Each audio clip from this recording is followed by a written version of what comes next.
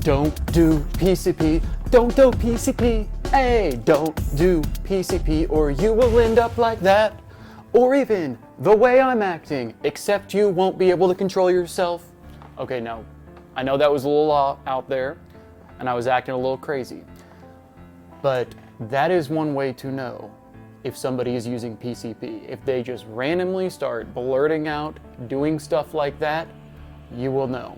Now let's jump right on into this video and what we will be discussing in regards to PCP. Okay, so, well, PCP use has been on the rise. You might be asking, what in the heck was that you just did? That is how people will act on PCP as stated. Now, we're going to go over this because across all cities right now, not only is PCP starting to become laced with things, but also the big thing is it is extremely, extremely cheap. Very cheap. So a lot of people right now in low socioeconomic status and status in general, that's one of the drugs right now that is sought out the most. Yes, there's things like methamphetamine and even things such as heroin, but the access to this and how cheap it is, you can just dip it in a cigarette, very cheap and very accessible, especially I'll just say in the Midwest. But reason why covering this is because the side effects of this, I don't understand, in my opinion, why people would use this at all, because from the experiences I've seen in the psych hospital from patients, and this isn't just like 1 out of every 30 to 40 people, this is like now becoming like every 3 to 4, 1 out of every 3 to 4 people in regards to this. People are out of their minds. And not only that, that was what you just saw for me that was more pleasantly psychotic. You're getting these aggressive patients, so if you look at them the wrong way, they will come and attack you. I've seen that happen too. Now, the reason why you also want to kind of differentiate between what they could potentially be using is, first off, never ask somebody who's potentially using something like this, hey, are you on PCP? That paranoia is going to start. It'll start going right away. And from there, unfortunately, what will end up happening is they're going to start targeting you, thinking you're the cops, you're law enforcement. They're going to get more increasingly paranoid to the point of really thinking they have to take you out. And I know you might go, oh, well, yeah, sure. No, trust me. Don't ask them questions unless you're in a situation where you're around people who can actually help you or can help control them. But if it's one-on-one, don't do that. Do not look them directly in the eye. I know it's kind of hard, but you need just brief eye contact, and then, if you think something feels off, something probably is off with it. Next, oh, and by the way, we're going to be talking about just kind of things that can help you help somebody who is either using, we're going to talk about first if you suspect somebody using something like PCP or even methamphetamine that causes paranoia. And then from the opposite side, if you're treating somebody using this, what are some of the best things you can do? Forgot to say that at the beginning. But first and foremost, if somebody is using PCP, the best thing you can do for them if they're starting to escalate and they're feeling more and more and more paranoid, the best thing you can do for them in that situation is sometimes, in my opinion, don't look at them in the eye, and sometimes yes, assure them you're in a safe environment if you want to, but sometimes say nothing, because anything you say they'll try to use against you. My own opinion on this. Also, once again, don't be confrontational. If you're going to talk to them, be direct, but in a calm way. Do not be direct and confuse them when being direct and aggressive. If you need to say something, be direct in a calm manner. But don't make it to a point of where, once again, they're going to feel like you're the bad guy in the situation. Like if they ask you, for example, if they ask you a question like, what time is it? Like something, like what time is it? Something like that. Might not be exactly like that, but something's off. Tell them the time, and that's it. You could add on to that, is there anything you're needing right now or anything? But outside of that, I wouldn't say anything I would not say, hey, what's going on right now? How are you doing? That'll trigger a response for them. Another thing that can help, this is what helps somebody who's actively using something like PCP.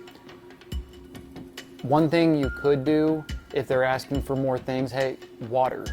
Something that is because a lot of times that your body tends to overheat on things like PCP. Offering them something that, once again, if you're with somebody else who can assist you with this, offering them something that's cold, an ice pack, a cold water. A lot of times those temperature imbalances they're going through, if they're high on PCP, unfortunately, they're going to tend to overheat.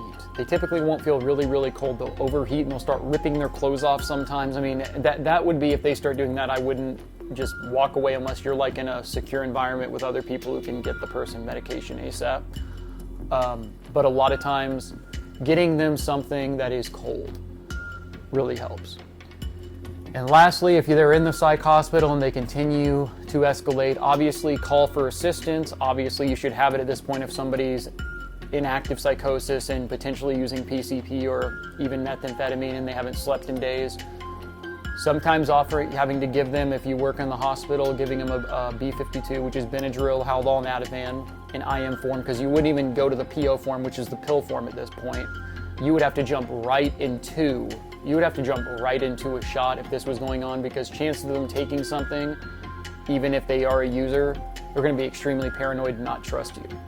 So a lot of times you're going to have to get help, potentially call security to help potentially use something like CPI, which is something that is used. You've got to be certified to use this. It's a way to restrain people who are potentially going to hurt others and also hurt themselves.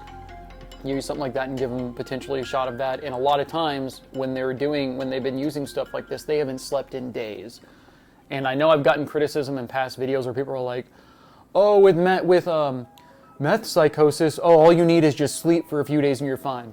That's not the case a lot of times with meth or PCP, and including meth. With meth, a lot of times, you do need sleep, but outside of that, if you've got a history of mental health conditions, I've seen people who are still somewhat in psychosis for a week or so even after it. It's not something that, oh, just sleep it off, because also you got to treat the underlying addiction on why they were using in the first place. So there's that. Now, back to PCP, real quick.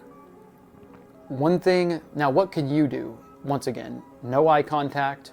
I would not give eye contact. If you got to talk to them, be direct and calm. I would say firm, but once again, you don't want to challenge the person. And also in regards to this, once again, offer them something cool, if you can. And lastly, if you need to, do not be afraid to call for assistance, because one side effect of PCP use in particular is, and I'll never forget one time, this was like 4 or 5 years ago, there was a patient that it was like a 65-year-old female who weighed no more than 70 pounds. And this is no joke, they have like superhuman strength. It took 5 or 6 people to hold her down. And you go, what? Trust me, if you've dealt with somebody high on PCP in active psychosis, you know if you know.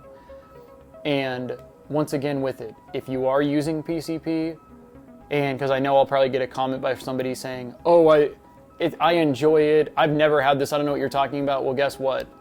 Just wait, because today these things are laced and unfortunately you might overdose. And unfortunately, a lot of times you don't know exactly what you're getting in it to where you could have a psychotic episode. Depending on your biology as well, how you've been sleeping prior to using things like this, these hardcore substances, that can set off some psychosis. And you never know when it can be set off, because when that happens, you will either end up in jail or a psych hospital. Have a good week. Love you all. Like, subscribe, comment, all things mental health. Check out all my videos, mental health related. I cover anything from mental health conditions, disorders, drug use, you name it. Leave a comment, like, subscribe. Love you all.